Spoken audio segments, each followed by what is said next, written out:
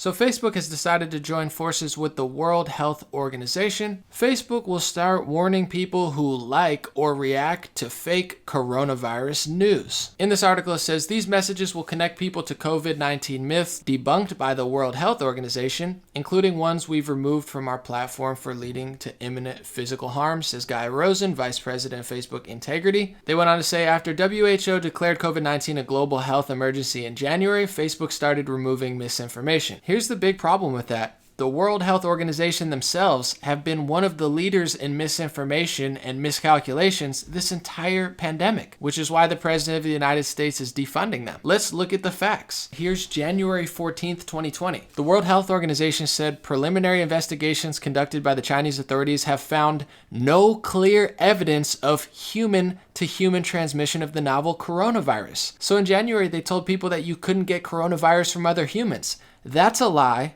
That's misinformation. That's still on Twitter. You could still retweet that lie on Twitter. I wonder if it's on Facebook too. What's even more alarming is it's coming out in mainstream news. China concealed extent of the virus outbreak, U.S. intelligence says. Of course, it's speculation, but World Health Organization went off China's data. They also misled us in February. Trump was early on the China travel ban, and the World Health Organization said it was fear and stigma and tried to mislead people into thinking it was some sort of racist, sexist, xenophobic, stigmatized move that President Trump made. The rest of the world would soon follow. Just a few weeks ago on March 30th, the U.S. Surgeon General quoted the World Health Organization and stood by their recommendation to not wear masks if you're not sick or caring for someone sick. That ended up being misinformation for the United States, and now it's quite the opposite. You're not even allowed to go out in most places without a mask. The Surgeon General then lied and said the reason he told people not to wear masks was because they got new information that asymptomatic people could spread COVID-19. Obviously, that's one of the most offensive lies possible because the public and experts have known for months now that the novel coronavirus could spread asymptomatically.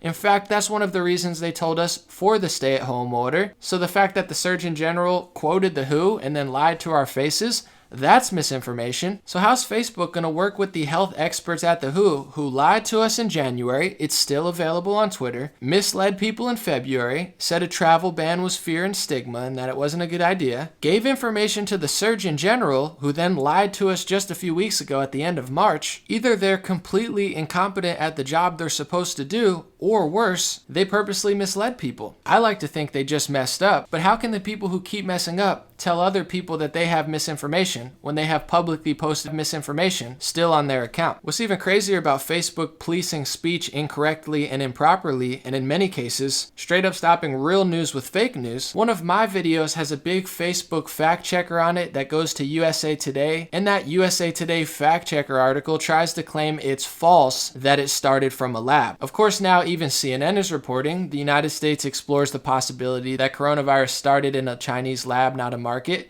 It's mainstream news in Business Insider, Washington Post. But the goofiest thing about this fact checker that pops up on my Facebook video is it quotes famous science leader Richard E. Bright in its article and then comes to the conclusion that it wasn't created in a lab.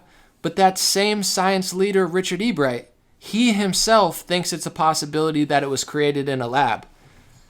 This is every bit as pathetic and embarrassing for Facebook as you would think it is. I've gotten hundreds of millions of views. I appreciate Facebook for everything they've done. They've been very nice to me. But why are they working for an organization who constantly spreads misinformation and claiming they're now the police of what other people can and can't say? I don't trust them.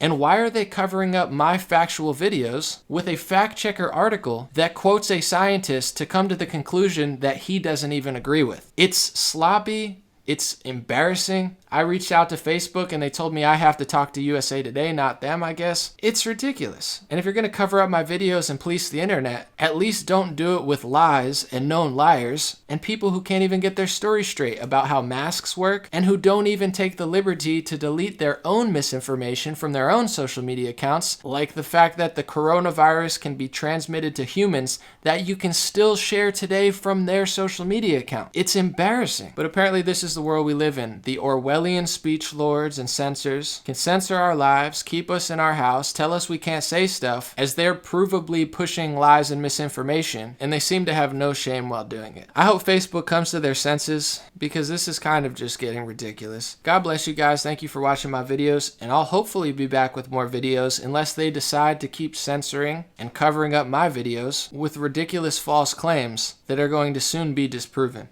Have a good one.